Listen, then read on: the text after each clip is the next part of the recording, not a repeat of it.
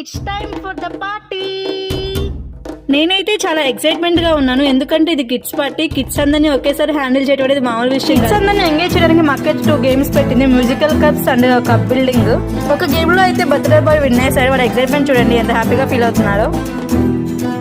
చిన్నడు కూడా బాగా ట్రై చేశాడు, బట్ విన్ అవ్వలేదు. అలానే ఎప్పుడు feel అవ్వడు.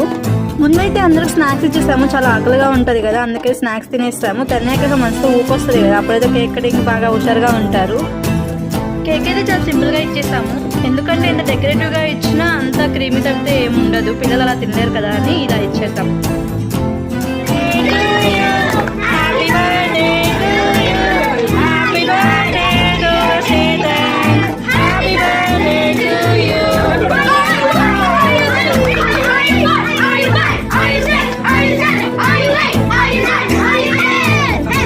Thanks for watching. Please subscribe.